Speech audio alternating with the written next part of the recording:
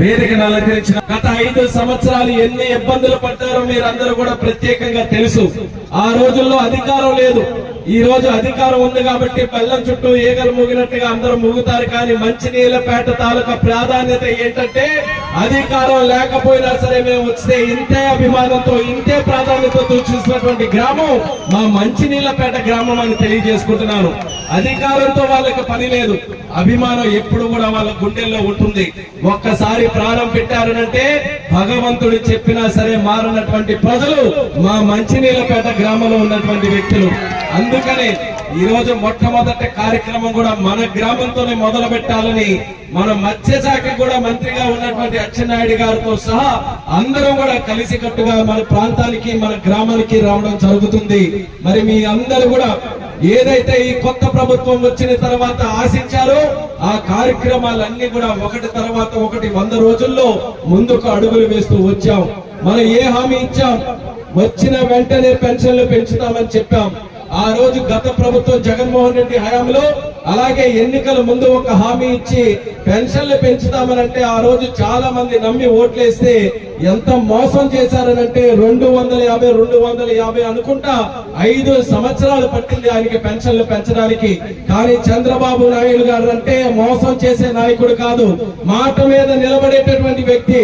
అందుకనే 1000 రూపాయలు పెంచుతామని హామీ ఇస్తే వచ్చిన వెంటనే 1 నెలలోనే 3000 పెన్షన్ ని 4000 రూపాయలు చేసి 3 నెలల తాలూకా బకాయిలు కూడా ఏప్రిల్ నెల నుంచి ఇస్తామని చెప్పి ఆ 3 నెలల తాలూకా 3000 కూడా కలిసి 7000 రూపాయలు జూలై నెలలో ఇచ్చినటువంటి నాయకుడు మన ముఖ్యమంత్రి నారా చంద్రబాబు నాయుడు గారిని తెలియజేస్తున్నారు. తరువాత నెలల్లో చూసుకున్నా ఎక్కడ ఆలస్యం లేకుండా ఆదివారం వస్తే ఆదివారంకి ముందు రోజునే పెన్షన్లు పంపిణీ చేసి ప్రజల మీద ఉన్నటువంటి చిత్తశుద్ధిని నిలబెట్టుకున్నటువంటి ప్రభుత్వం మన ఎన్డీఏ ప్రభుత్వం అనేది కూడా మీ అందరికీ తెలియజేస్తున్నాను.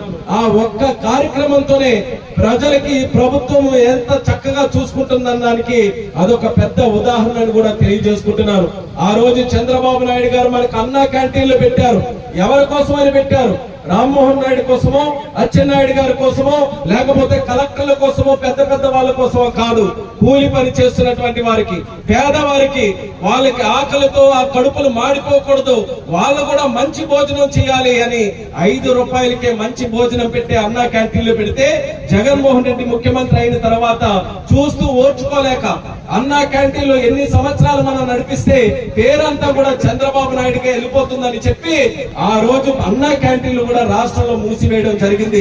ఎంత మంది పేదవాళ్ళ తాలూకా పొట్టగొట్టాడో ఒక్కసారి మీరు అందరూ ఆలోచించండి. అందుకనే చంద్రన్న మళ్ళీ తిరిగి ముఖ్యమంత్రిగా అయిన తర్వాత మళ్ళీ పేదవాళ్ళు కూడా సక్రమంగా భోజనం చేయాలని 5 రూపాయలకి అన్నం పెట్టే అన్నా క్యాంటీన్లు కూడా మళ్ళీ 100 రోజుల్లోనే తీసుకొని వచ్చి 178 రాష్ట్రం మొత్తం మీద కేంద్రాల్ని మళ్ళీ ఓపెన్ చేశాం. ఇంకా భవిష్యత్తులో ఇంకా పెద్ద కేంద్రాలు కూడా మళ్ళీ ఓపెన్ చేసి పేదవాళ్ళకి అన్నం పెట్టే కార్యక్రమంలో ఎక్కడ ఎటువంటి లోపాలు లేకుండా ముందుకు తీసుకెళ్తామని తెలియజేసుకుంటున్నాను. అలాగే ల్యాండ్ టైటిలింగ్ యాక్ట్ అందరూ కూడా బాధపడ్డాం, ఇబ్బంది పడ్డాం. అసలు మన తాతల నుంచి వచ్చినటువంటి భూములు మన చేతుల్లోనే ఉంటాయా లేదా అన్నటువంటి అనుమానం కలిగితే ఎన్నికల్లో హామీ ఇచ్చాం. మళ్ళీ మన ప్రభుత్వం వచ్చిన తర్వాత మొట్టమొదటి సంతకం కింద ల్యాండ్ టైటిలింగ్ యాక్ట్ రద్దు చేస్తామని ప్రభుత్వం ఏర్పడిన వెంటనే ల్యాండ్ టైటిలింగ్ యాక్ట్ కూడా రద్దు చేసి పేదవాళ్ళ భూములు పేదవాళ్ళ దగ్గరే ఉండే విధంగా మన ప్రభుత్వం కార్యక్రమాలు కూడా చేసిందని తెలియజేస్తున్నారు. ఇవన్నీ కూడా ఒక ఎత్తునంటే ఇంకా చాలా కార్యక్రమాలు చేయాల్సినటువంటి ఉన్నాయి. కానీ చిత్తశుద్ధి ఉంది, ఎన్నో ఆలోచనలు ఉన్నాయి, కానీ ఆర్థికంగా మాత్రం బలం లేదు. గతంలో ఉన్నటువంటి పాలకులు, గతంలో ఉన్నటువంటి ముఖ్యమంత్రి వాళ్ళు చేసినటువంటి తుగ్లక్ నిర్ణయాల వల్ల రాష్ట్ర ఖజానా అంతా కూడా ఈ రోజు ఖాళీ అయిపోయింది. ఏ కార్యక్రమం చేయాలన్నా సరే రాష్ట్రంలో అప్పులు మిగిలాయి తప్ప ఎక్కడ రూపాయి కూడా మిగలలేదు. కానీ మన అందరికీ ఉన్నటువంటి ఏకైక నమ్మకం మన ఎన్డీఏ ప్రభుత్వం, దేశ ప్రధానమంత్రి నరేంద్ర మోదీ గారు, రాష్ట్ర ముఖ్యమంత్రి చంద్రబాబు నాయుడు గారు, అలాగే డిప్యూటీ ముఖ్యమంత్రి మన పవన్ కళ్యాణ్ గారు, వీళ్ళు ముగ్గురు మనకున్నటువంటి నమ్మకం.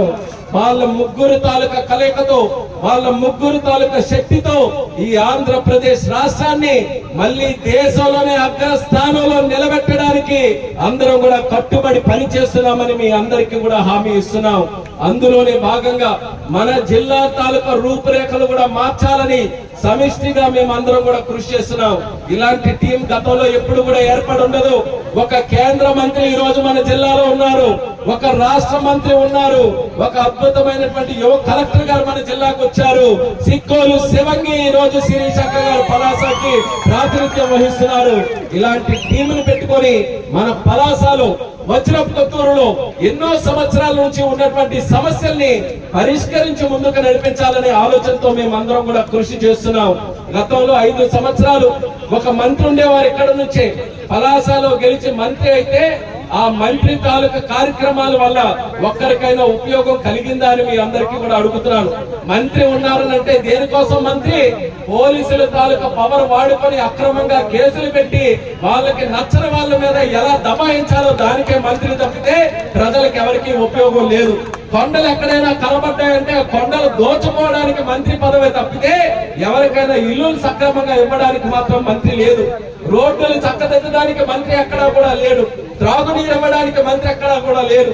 జట్టీలు వేయడానికి మంత్రి ఎక్కడా కూడా లేడు.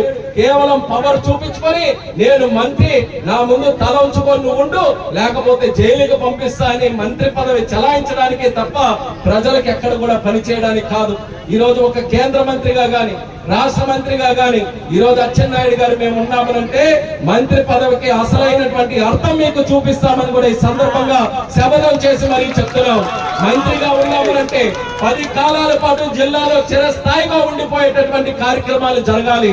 10 మంది పేదవాళ్ళు కూడా శభాష్ అనుకునే విధంగా మా తాలూకా పనితనం ఉండాలి.